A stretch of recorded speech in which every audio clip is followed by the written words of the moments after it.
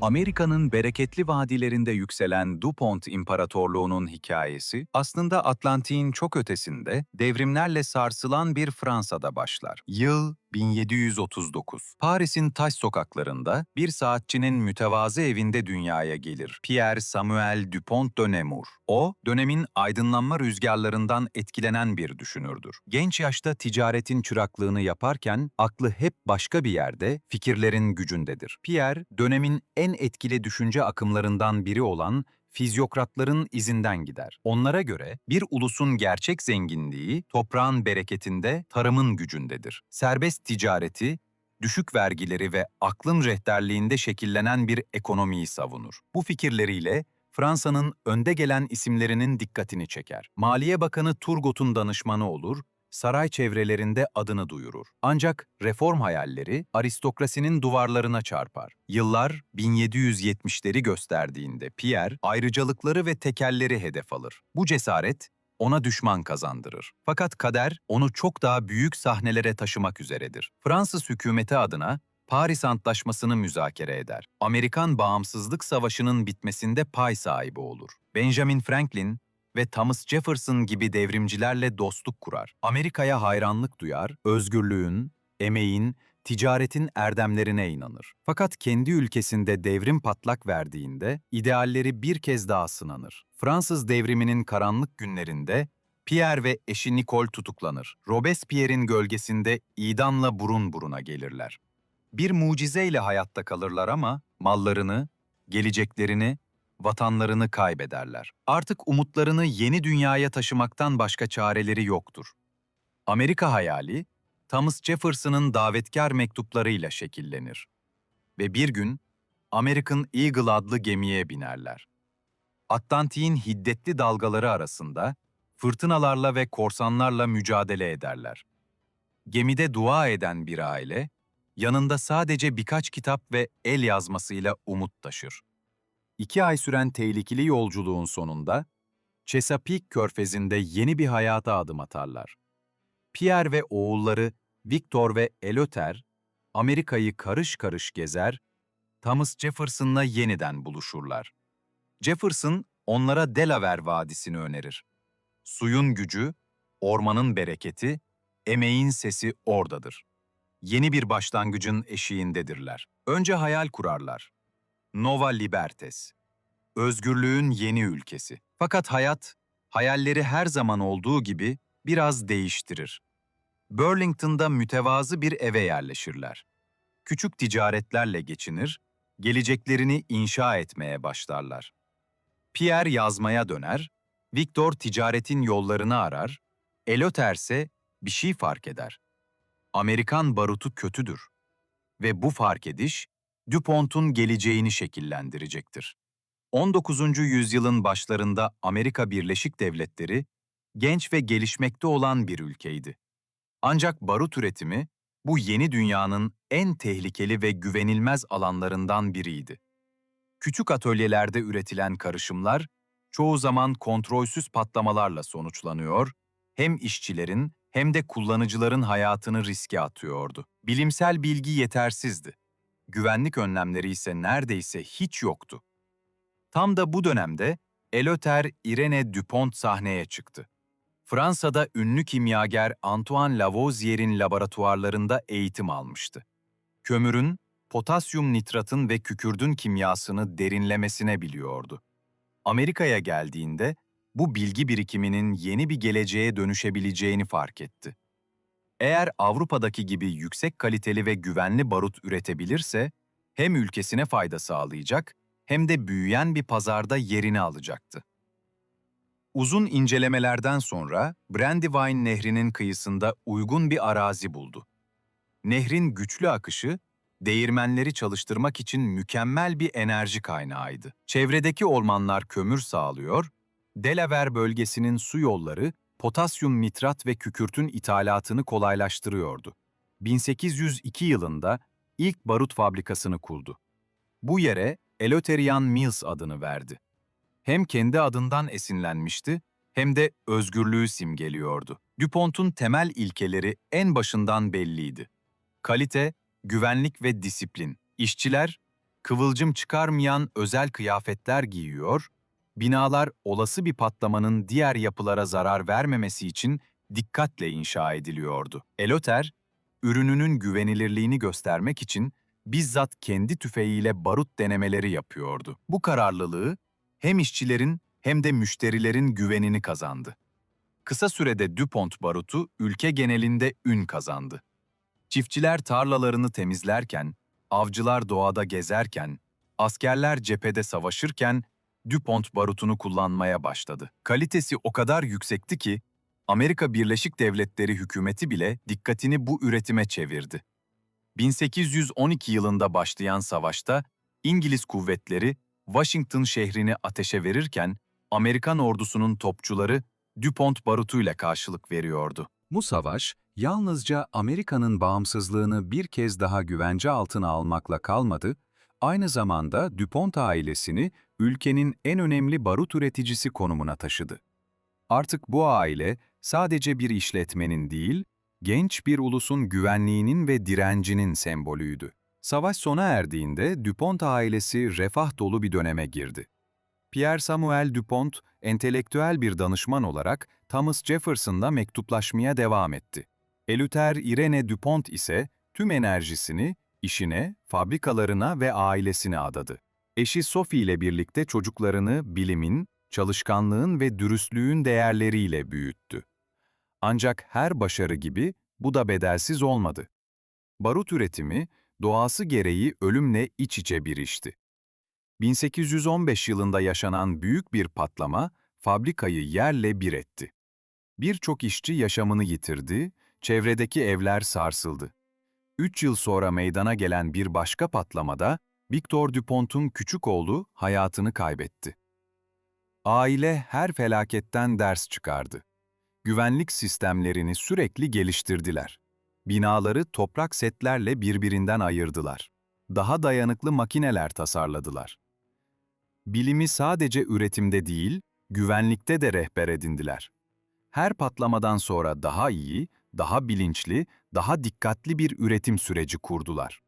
Ve böylece DuPont ailesi yalnızca bir fabrika değil, Amerika Birleşik Devletleri'nin bilime, güvenliğe ve ilerlemeye olan inancını temsil eden bir miras inşa etti. DuPont ailesinin Amerikan kültürüne uyumu, yavaş ama bilinçli bir süreçti. Evlerinin içinde Fransız geleneklerini sürdürdüler. Fransızca konuştular, Bastille Günü'nü kutladılar. Ancak dışarıda Amerika'nın sivil yaşamını benimsediler. Eleuthère Irene DuPont yerel topluluklara katıldı. Yolların ve okulların inşasına destek verdi. Delaware Yangın Sigorta Şirketi'nin kurulmasına öncülük etti. Aile hem işte hem toplumda rehberlik eden bir baba figürü anlayışıyla hareket etti. İşçiler için bir kütüphane inşa ettiler. Aletleri maliyetine temin ettiler. Şirket mağazasında çalışanlara krediyle alışveriş yapma imkanı sundular. Alkol kullanımı fabrikalarda kesinlikle yasaktı. Fakat neşeli toplanmalar ve dini törenler teşvik edildi. Kadınlar kömür işleme ve paketleme bölümlerinde çalıştı. Ev ekonomisine destek oldular. Çocuklarsa DuPont şirketinin finanse ettiği okullarda eğitim aldı. Eleuthère yaşlandıkça oğullarını özellikle Alfred Victor DuPont ve Henry DuPont'u liderlik için hazırladı. 1834 yılında hayatını kaybettiğinde şirket büyük bir sarsıntı olmadan yeni nesle geçti. Yeni kuşak, kaliteye olan bağlılığı koruyarak işi büyüttü. Brandywine Nehri boyunca yeni araziler satın alındı, değirmenler ve tekstil alanında yeni girişimlerle çeşitlilik sağlandı. Ailenin zenginliğini korumak ve ortak güveni sürdürmek için kuzen evlilikleri geleneği devam etti. Bu durum ilerleyen yıllarda eleştirilere neden olacaktı. Ancak o dönemde güven ve istikrarın bir gereği olarak görülüyordu. 1856 yılına gelindiğinde DuPont adı Amerika Birleşik Devletleri genelinde barutla özdeşleşmişti. 1830'lu yıllardan Amerikan İç Savaşı'na kadar olan dönem, DuPont Barut Şirketi'nin bölgesel bir üreticiden ulusal bir güce dönüşüm süreciydi. Henry DuPont'un liderliğinde E.I. DuPont de Nemours ve şirketi üretim kapasitesini arttırdı, yeni fabrikalar kuruldu, barutun gücünü ve tutarlılığını arttıran teknikler geliştirildi. West Point Askeri Akademisi mezunu ve Delaware milislerinde bir albay olan Henry DuPont, barutun hem askeri hem de bilimsel yönlerini iyi biliyordu.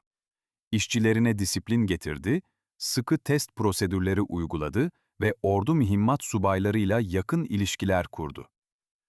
Bu yıllarda Amerika Birleşik Devletleri hükümeti en büyük müşteri haline geldi.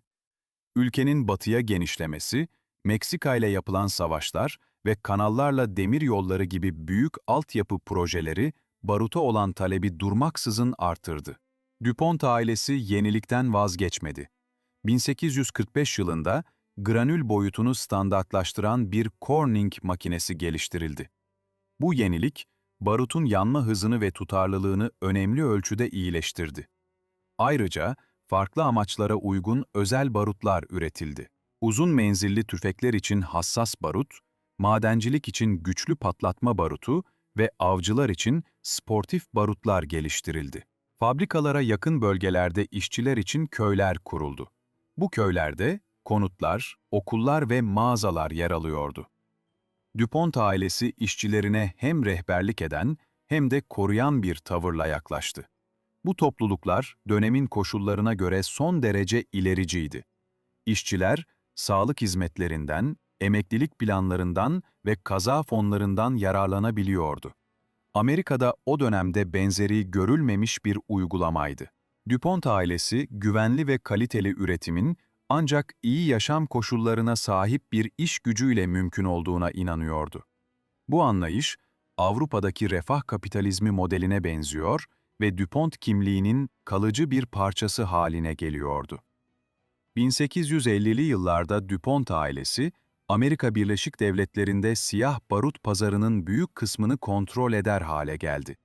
Küçük üreticilerle rekabet yaşadılar, ancak genellikle onları satın alarak ya da rekabet dışı bırakarak piyasayı birleştirdiler. Fiyat savaşlarını önlemek için rakipleriyle fiyat istikrarı anlaşmaları yaptılar. Bu uygulamalar zamanla antitrust yasaları çerçevesinde tartışmalara yol açacaktı. Fakat o dönemde DuPont ailesi, bunları kaliteyi korumanın ve piyasayı tehlikeli ürünlerden arındırmanın bir yolu olarak savundu. Şirketin avantajlarından biri, ham madde tedarikindeki uzmanlığıydı. Potasyum nitrat Hindistan'dan, kükürt Sicilya'dan, kömürse dikkatle yönetilen Amerikan ormanlarından temin ediliyordu. Ülke genelinde geniş bir satış ağı kuruldu. DuPont adını taşıyan barut fıçıları, altın hücumu sırasında gemilerle Cape Horn'u dolaşarak Kaliforniya'ya taşındı. Sierra Nevada dağlarında madenleri açan patlamalarda DuPont barutu kullanıldı.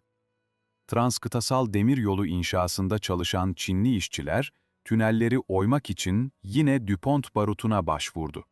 Güvenilirlikleri, düşük kaliteli ürünlerin neden olduğu kazaları önlüyor, hayat kurtarıyordu. 1846 yılında başlayan Meksika-Amerika Savaşı, DuPont şirketinin modern bir orduyu destekleme kapasitesini sınayan ilk büyük test oldu. Binlerce varil barut, General Zachary Taylor'ın ordusuna eşlik etti. Palo Alto ve Resaca de la Palma savaşlarında, Amerikan topçusu DuPont barutunun gücü sayesinde üstünlük sağladı.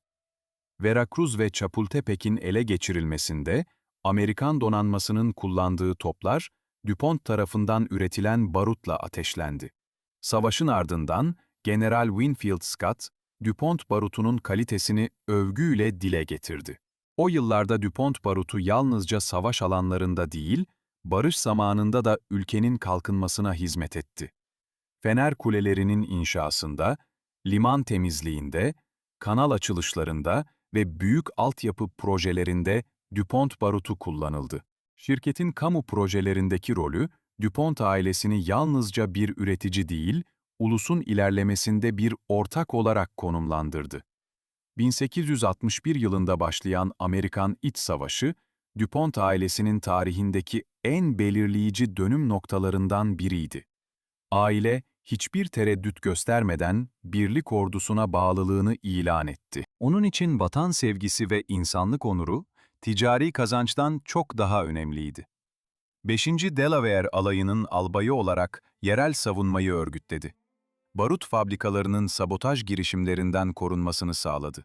1864 yılında yapılan Cedar Creek Savaşı'nda bir top bataryasını bizzat komuta etti. Savaşın en yoğun anlarında ateş altındaki cesur manevraları nedeniyle onur madalyasıyla ödüllendirildi. DuPont fabrikaları bu dönemde Birlik ordusunun en önemli barut tedarikçisi haline geldi. Savaş boyunca yaklaşık 4 milyon varil barut ürettiler. Bu miktar, Birlik kuvvetlerinin kullandığı tüm barutun yarısına yakındı. Antietam'dan Gettysburg'a kadar süren büyük savaşlarda DuPont barutu belirleyici rol oynadı. Fabrikalar gece gündüz çalışıyor, aile büyük bir servet elde ediyordu. Ancak Konfederasyon yanlıları onları barut hainleri olarak nitelendirdi. DuPont ailesi için bu dönem hem başarı hem de vicdan muhasebesi anlamına geliyordu. Kimileri onları vatansever olarak görürken, kimileri de savaşın gölgesinde zenginleşen tüccarlar olarak eleştiriyordu. Aile, ürettikleri barutun yüksek risk içerdiğini, her patlamanın hem can hem sermaye kaybına neden olabileceğini savundu. Ayrıca, Delaware bölgesinin savunması için barutu maliyetine sağladıklarını ve güvenliğe büyük yatırımlar yaptıklarını belirttiler. Buna rağmen Amerikan İç Savaşı, DuPont ailesinin servetinin savaşla ne kadar iç içe geçtiğini açıkça ortaya koydu. Savaş sona erdiğinde barut talebi aniden düştü. Hükümetin sözleşmeleri iptal edildi, fiyatlar çakıldı, fabrikalar sessizliğe büründü. DuPont ailesi bu duruma hazırlıklıydı. İşlerini çeşitlendirmek için kömür madenlerine, demir yollarına, kereste arazilerine ve tekstil fabrikalarına yatırım yaptılar. Nitrat işlemlerinden elde edilen gübreler ve kimyasallar üzerinde araştırmalar yürüttüler. Aile üyeleri siyasete atıldı. Henry DuPont'un oğlu Henry Algernon DuPont, Amerika Birleşik Devletleri Senatosu'na seçildi ve Cumhuriyetçi Parti ile güçlü bağlar kurdu. Buna rağmen işin kalbi hala patlayıcılarda atıyordu. 19. yüzyılın ikinci yarısı bilimsel keşiflerin çağıydı. Nitrogliserin, dinamit ve dumansız barut gibi yeni patlayıcı türleri, madencilikten inşaata kadar pek çok alanı değiştirmeye adaydı. Başlangıçta DuPont ailesi bu yeniliklere temkinli yaklaştı. Nitrogliserin tehlikeli derecede dengesizdi ve erken dönem deneyler felaketle sonuçlanmıştı. Ancak ailenin genç kuşağından gelen kimyager Lamont DuPont, bu yeni teknolojiyi benimsemenin gerekliliğine inanıyordu. Lamont DuPont, dinamitin siyah barutun yerini alabileceğini, madencilikte ve demiryolu inşasında verimliliği büyük ölçüde arttıracağını fark etti. 1870 yılında Lamont DuPont, Repauno kimyasal şirketini kurarak yüksek patlayıcılar üzerinde çalışmaya başladı. Dumansız barutun öncüsü olan nitrosellülose, yani barut pamuğu üzerinde deneyler yürüttü. Ancak cesur çalışmaları trajik bir sonla bitti. 1884 yılında Repauno fabrikasında yapılan bir deney sırasında nitrogliserin patladı. Bu patlama Lamont DuPont'un ve birkaç işçinin yaşamına mal oldu. Patlama o kadar güçlüydü ki, kilometrelerce uzaktaki pencereler sarsıldı, fabrika yerle bir oldu. Lamont DuPont'un ölümü aileyi derinden yaraladı. Ancak onun vizyonu ve yenilikçi düşüncesi yaşamaya devam etti. 19. yüzyılın sonuna gelindiğinde DuPont ailesi, dinamit üretiminde ülkenin lideri haline geldi. Amerika Birleşik Devletleri'nin dört bir yanında yeni fabrikalar kurdular, patentler aldılar ve Alfred Nobel'in şirketleriyle ortaklık kurarak patlayıcı teknolojisinde transatlantik bir bağ oluşturuldu. Ancak şirketin büyümesiyle birlikte kamuoyunda tedirginlik de arttı. Zenginlik dönemi olarak bilinen Gilded Age yıllarında, DuPont şirketi de tıpkı Standard Oil ve diğer büyük tröstler gibi tekelcilikle suçlandı. 1900 yılına gelindiğinde DuPont ailesi, Amerika Birleşik Devletleri'nde üretilen barut ve dinamitin büyük bölümünü kontrol ediyordu. Şirketin sahip olduğu fabrikalar, kimya tesisleri ve taşımacılık hatları, ülkenin dört bir yanına yayılmıştı. Küçük rakiplerini satın alarak veya rekabet dışı bırakarak pazarı tamamen hakimiyetine aldı. Aile, Brandywine Vadisi'nde görkemli malikaneler inşa etti. Winterthur, Amerikan antikalarıyla dolu 175 odalı bir konut olarak yapıldı. Nemur, Fransız bahçeleriyle, mermer merdivenleriyle ve geniş yansıma havuzlarıyla zarafetin bir simgesiydi. Pierre Samuel Dupont'un 1906 yılında odunculardan kurtardığı küçük bir ormanlık alan, zamanla Longwood bahçelerine dönüştü. Seralar, çeşmeler ve bitki koleksiyonlarıyla ülkenin en ünlü botanik bahçelerinden biri haline geldi. Dupont ailesi servetinin bir kısmını hayır işlerine ve eğitim kurumlarına bağışladı.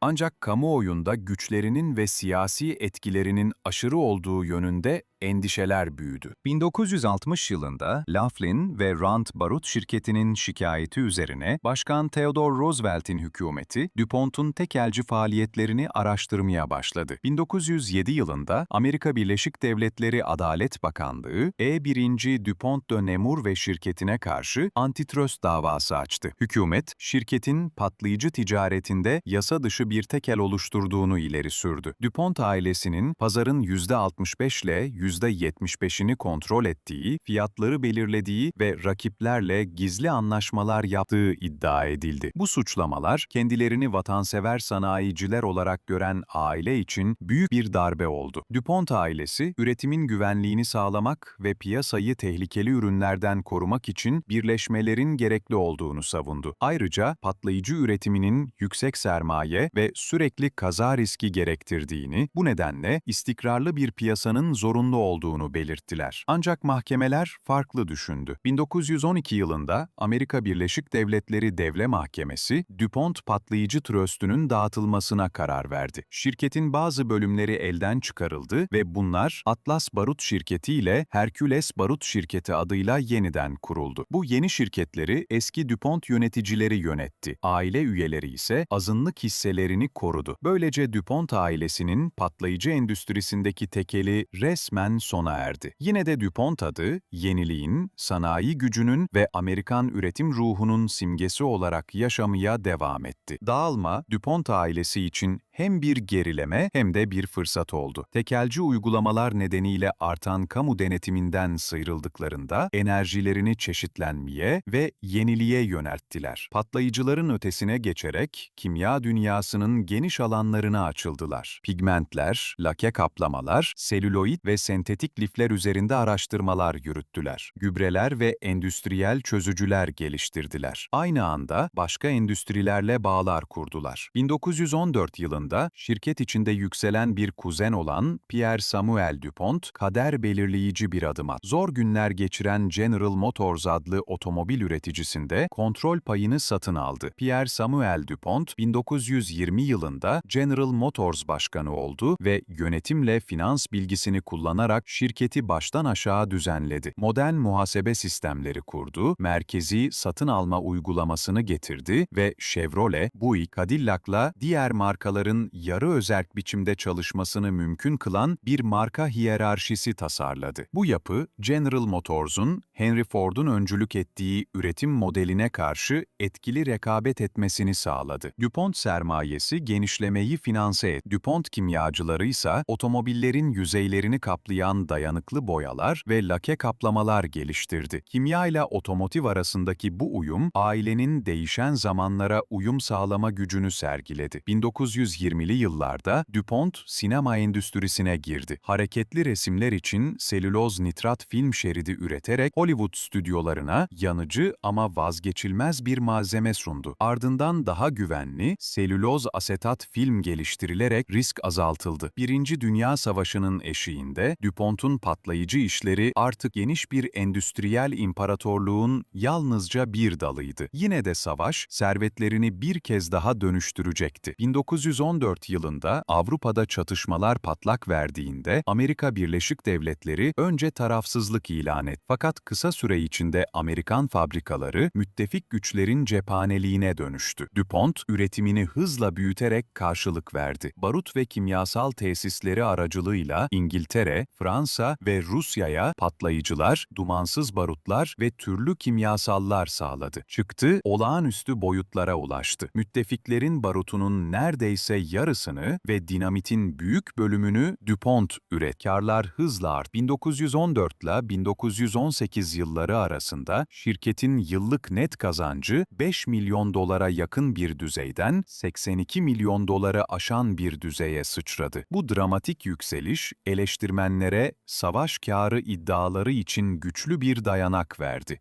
Kamuoyundaki huzursuzluk derinleşti. Zaten ilerici çevreler, büyük tröstleri kamu yararı pahasına servet biriktirmekle suçluyordu. Şimdi ise mühimmat üreticilerinin zenginleşmek için savaşlara gönül verdiği öne sürülüyordu. Yazar Helmut Engelbrecht'la Frank Hannigan'in 1934 tarihli Ölüm Tüccarları adlı kitabı, silah üreticilerinin kar uğruna çatışmaları körüklediği düşüncesini yaygınlaştırdı. DuPont, 1812 yılındaki savaştan beri her Amerikan savaşından kazanç sağlayan bir örnek olarak gösterildi. Kuzey Dakota Senatörü Gerald Nye, mühimmat şirketlerini soruşturan bir senato komitesinin başkanlığını üstlendi. Tanıklar, DuPont hisselerinin birinci savaş sırasında 20 dolar düzeyinden 1000 dolar düzeyine fırladığını anlattı ve şirketin hükümete, savaşan ülkelere silah satışına izin vermesi için baskı yaptığını iddia etti. DuPont yöneticileri hükümet taleplerine cevap verdiklerini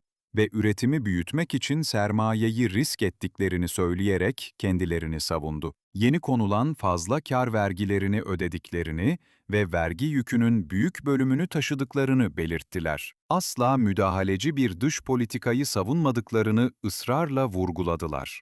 Fakat Ölüm Tüccarları yaftası kalıcı oldu. Komitenin 8 ciltlik raporu, mühimmat endüstrisini yabancı yetkililere rüşvet vermek, gazeteciliği etkilemek ve bankerlerle rekabeti sınırlayıcı anlaşmalar yapmakla suçladı. Silah üretiminin millileştirilmesini ve şirketlerin dış politika üzerindeki etkisinin azaltılmasını önerdi.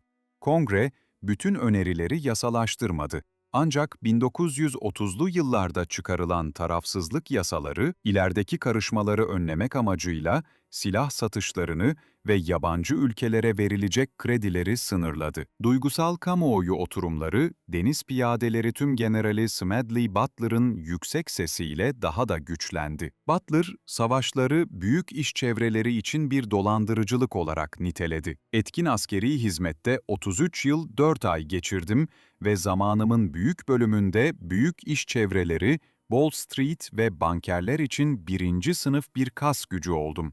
Kısacası, kapitalizm için bir tahsilatçıydım diyerek ağır bir itham ortaya koydu. Butler, DuPont ve benzeri şirketleri kan dökümünden faydalanmakla suçladı ve mühimmat endüstrisinin kamulaştırılmasını talep etti. Ayrıca DuPont çevreleriyle ilişkili bazı iş insanlarının Başkan Franklin Delano Roosevelt'e karşı bir darbe planladığı iddiasını gündeme getirdi. Temsilciler Meclisi Komitesi bu iddiayı soruşturdu.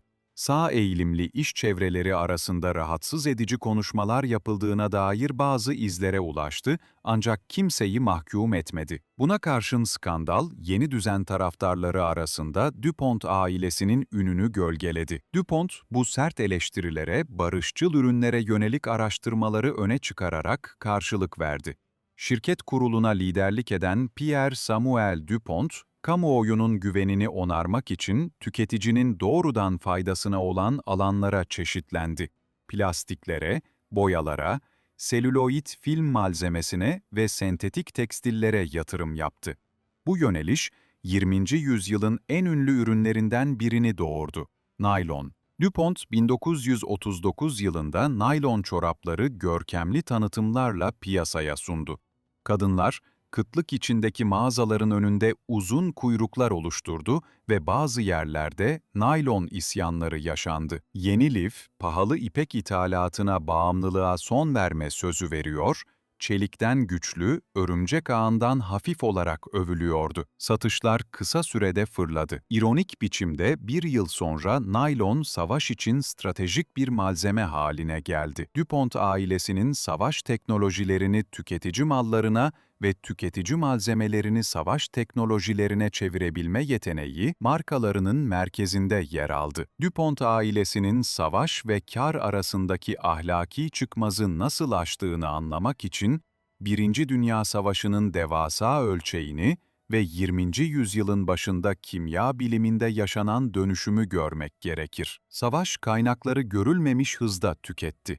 Topçu bombardımanları günlerce sürüyor, milyonlarca mermi ateşleniyordu. Daha önce kömür ve potasyum nitrat öğüten barut tesisleri artık gece ve gündüz durmaksızın çalışıyordu. Erkeklerin cepheye gitmesiyle üretim hatlarının önemli bölümü kadınların omuzlarına yüklenmişti. DuPont tesislerinde parlak sarı koruyucu önlükler giyen işçiler, nitroselüloz çözeltileri karıştırıyor, dumansız barut kalıplarını çekip şekillendiriyor, her gün binlerce mermi kovanını dolduruyordu. Ölçek, DuPont'un mevcut kapasitesini bile aşınca, Virginia eyaletindeki Hopewell adlı dev tesis kuruldu. Zirvede on binlerce kişiyi istihdam etti ve her gün on binlerce libre dumansız barut üretti.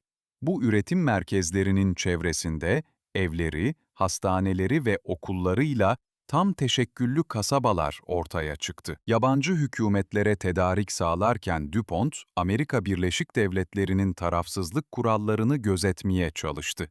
Yöneticiler, yaptıkları ihracat için Başkan Woodrow Wilson yönetiminden yazılı güvenceler aldılar. Ayrıca sözleşmelerin John Pierpont Morgan ve diğer finansörlerin sağladığı kredilerle desteklenmesini şart koştular. Bu krediler, müttefiklere ödemeleri mümkün kıldı fakat aynı zamanda Wall Street'i savaşın sonucuyla sıkı biçimde bağladı. Kamuoyu ikiye bölündü. Bir kesim için DuPont, kurumsal açgözlülüğün simgesiydi. Askerler cephede can verirken zenginleşen bir firma. Bir başka kesim içinse müttefik zaferinin mümkün olmasını sağlayan zorunlu bir tedarikçi. Kongre, mühimmat endüstrisini kamulaştırma veya karlara üst sınır koyma fikirlerini tartıştı. Fakat kapsamlı reformlara gitmedi. Bunun yerine tartışmalar 1930'lu yıllarda kabul edilen tarafsızlık yasalarına dönüştü. Bu yasalar yurt dışına silah satışını ve kredi verilmesini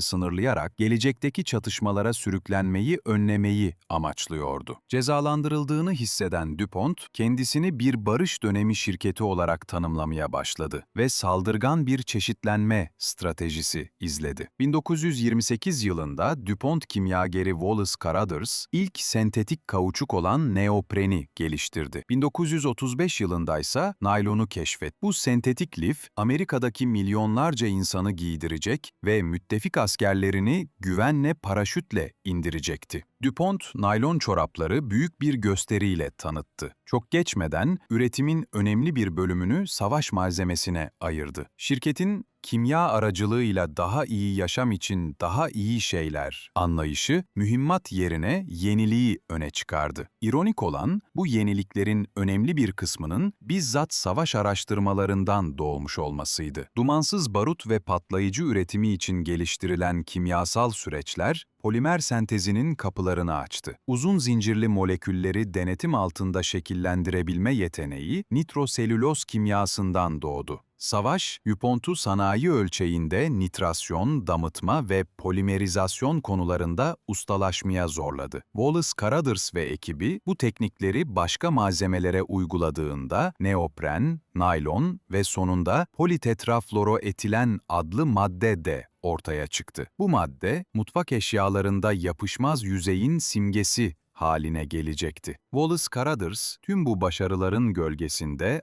ağır bir bunalım yaşadı ve 1937 yılında yaşamına son verdi. Bu acı olay, bilimsel dehanın kişisel bedelini hatırlatan sarsıcı bir uyarı oldu. Böylece savaş kârları, günlük yaşamı köklü biçimde değiştiren bilimsel atılımları finanse etti. DuPont ailesi, savaşın ahlaki ikilemini, kimyasal araştırmanın meyvelerinin barış zamanında topluma hizmet ettiği düşüncesiyle göğüsledi. Bu gerekçe, herkes için ikna edici olmasa da güçlü bir anlatı sundu. Savaşın ateşlerinden barış ve refahın araçları doğdu. Savaşlar arasındaki dönemde DuPont ailesi, geleceğin kimya mühendisliğinde olduğunu görerek şirketini modernleştirdi. Patlayıcı tröstünün zorunlu dağıtılması, onları iç yapılarını yenilemeye, yönetimi aile dışından profesyonellere açtılar ve bilim insanlarının çalışabileceği ileri araştırma laboratuvarları kurdular. Bunların en önemlisi Wilmington yakınındaki deney istasyonuydu. Pierre Samuel DuPont, kısa vadeli ürün geliştirmek yerine temel bilimsel araştırmaların uzun vadede daha büyük bir rekabet gücü sağlayacağına inanıyordu. Bu yaklaşım, büyük şirketlerde standart hale gelecek kurumsal araştırma modelini yıllar öncesinden öngördü.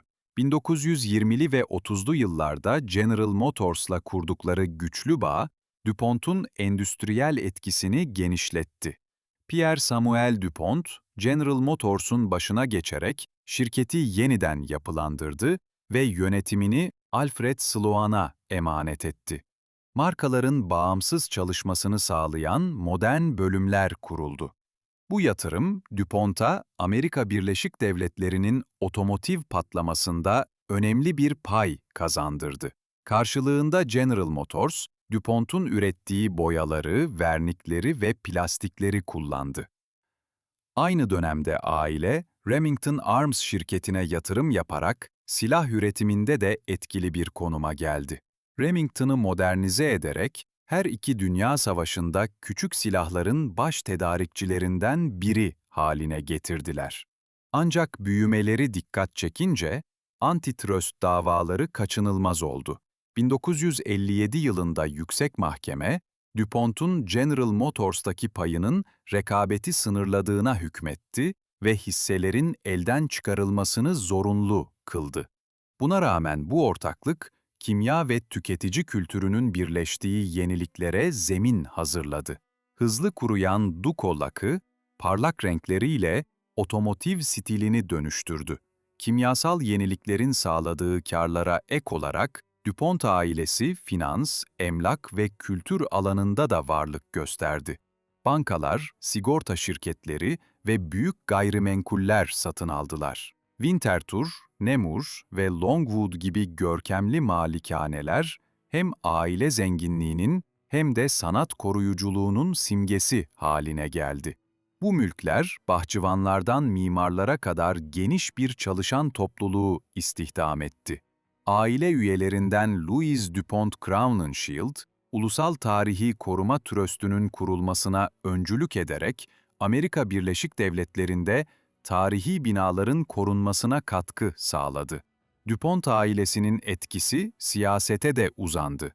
T. Coleman DuPont, döşeli yolları savunan bir senatör olarak altyapı projelerine öncülük etti. İkinci Dünya Savaşı başladığında, DuPont çok daha büyük bir sınavla karşı karşıyaydı. Birinci Dünya Savaşı'ndaki deneyimlerinin üzerine yapışan kar hırsı algısını kırmak için yeni bir yol izlediler. Savaş sözleşmelerini kârı sınırlı tutan modellerle kabul edeceklerini ilan ettiler. 1940 yılında Amerika Birleşik Devletleri ordusunun mühimmat tesislerini kurma ve işletme teklifi geldiğinde, DuPont bu projeleri maliyet artı sabit ücret karşılığında üstlendi. Ücret çoğu zaman tesis başına yalnızca $1'dı. Ama üretim hacmi o kadar büyüktü ki toplam sorumluluk devasa boyutlara ulaştı. Illinois ve Mississippi gibi eyaletlerde büyük mühimmat tesisleri kuruldu ve 100.000'i aşkın işçi istihdam edildi. Savaşın en gizli ve önemli görevi ise Manhattan Projesi oldu. 1942 yılında hükümet, atom bombası için gerekli plütonyumu üretecek Hanford tesisini tasarlamak ve işletmek üzere DuPont'u seçti. Nükleer enerji konusunda hiçbir deneyimleri olmamasına rağmen, büyük ölçekli kimyasal süreçlerde benzersiz uzmanlıkları onları ideal aday yapıyordu. Ahlaki sorumluluk ve teknik riskler nedeniyle tereddüt ettiler. Ancak projeyi yine minimum kar karşılığında kabul ettiler. Tüm Hanford operasyonu için aldıkları ücret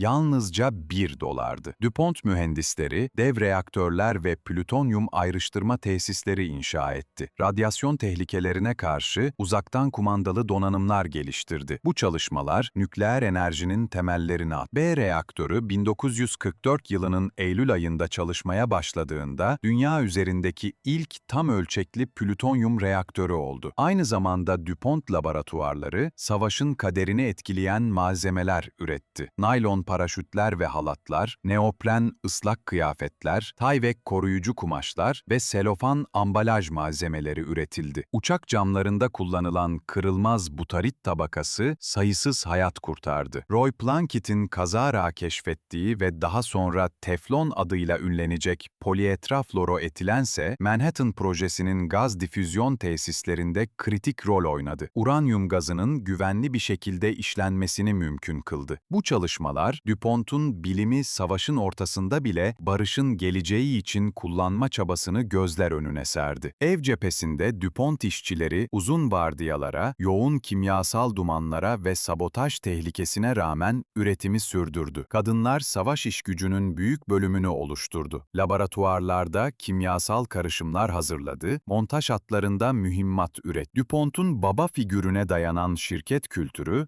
bu dönemde daha da genişledi. İşçilere yurtlar, yemekhaneler ve dinlenme alanları sağlandı. Tennessee eyaletindeki Memphis tesisinde çalışan anneler için çocuk bakım merkezi açıldı. Bu, savaş döneminin en ileri sosyal uygulamalarından biri olarak kabul edildi. Şirket propagandasında işçiler askerlerle yan yana gösteriliyor, savaşın görünmez kahramanları olarak sunuluyordu. Aynı zamanda DuPont yöneticileri, kârı minimuma indiren $1 sözleşmeleri yaygın şekilde duyurarak kamuoyundaki güvensizliği azaltmaya çalıştı. Çalışanlar savaş tahvilleri almaya teşvik edildi. Bu kampanya, ulusal birlik duygusunu güçlendirdi. Savaş sona erdiğinde DuPont, atom bombasındaki rolünün ağırlığıyla yüzleşmek zorunda kaldı. Bazı mühendisler, bombardımanların savaşı sona erdirdiğine inanarak sevinç duydu. Diğerleri ise, insanlığı yok edebilecek bir teknolojinin içinde yer almış olmanın huzursuzluğunu yaşadı. Şirket başkanı Walter Carpenter,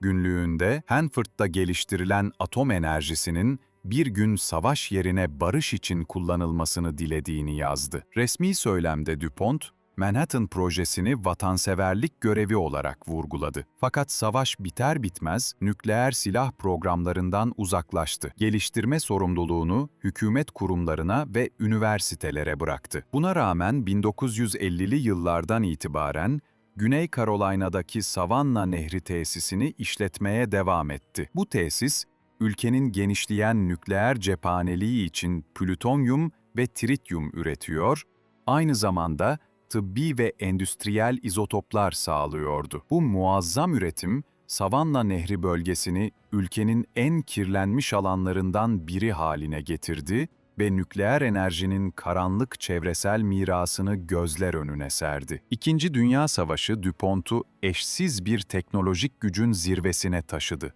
Şirket artık polimer kimyasını ustalıkla yönetiyor, büyük ölçekli projeleri kısa sürede tamamlayabiliyordu.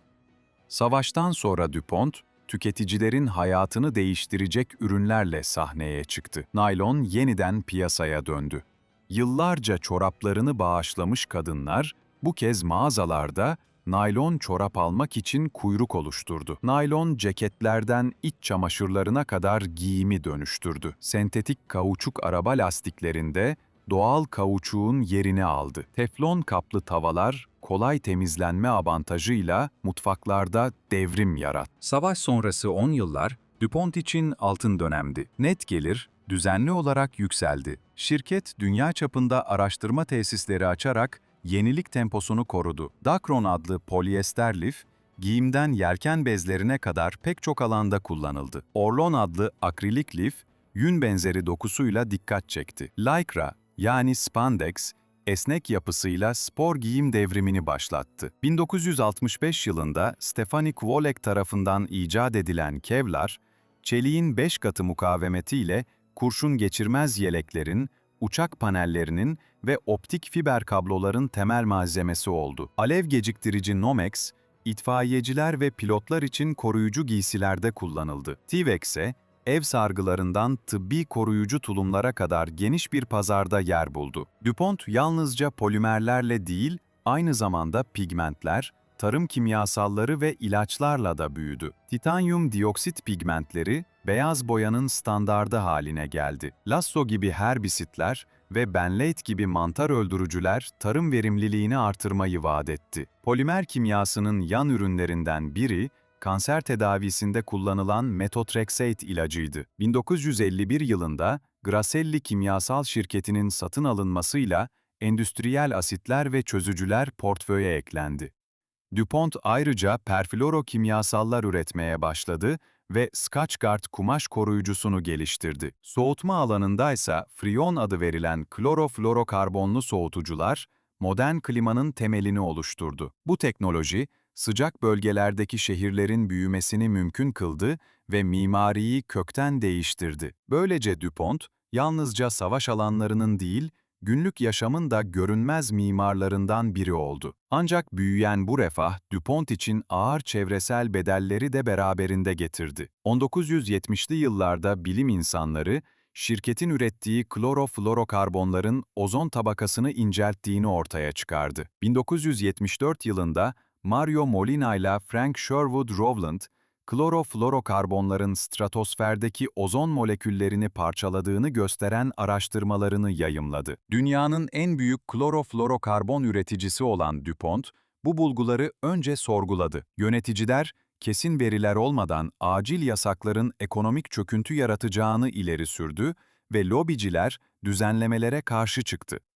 Fakat artan kamu baskısı ve yeni bilimsel kanıtlar, 1987 yılında Montreal Protokolü'nün imzalanmasıyla sonuçlandı. Bu uluslararası anlaşma, ozon tabakasını incelten maddelerin aşamalı olarak durdurulmasını hedefliyordu. DuPont, daha az zararlı ikame maddeler geliştirmeyi taahhüt etti ve hidroklorokarbonlarla hidroflorokarbonlara büyük yatırımlar yaptı. Bu dönem, şirketin kimyasal yeniliklerinin beklenmedik sonuçlarıyla yüzleşmek zorunda kaldığı ilk büyük çevresel sınav oldu. Bir başka tartışmaysa, teflon üretiminde kullanılan perfluorooktanoik asit üzerine yoğunlaştı. Bu maddeye C8 adı da veriliyordu. Yıllar boyunca Batı Virginia eyaletinin Parkersburg kentindeki DuPont tesisinden çevreye PFOA içeren atık sular bırakılmıştı. Daha sonra yapılan araştırmalar, bu kimyasalın kansere, tiroid hastalıklarına ve gelişim bozukluklarına yol açabileceğini gösterdi. Bölge halkı,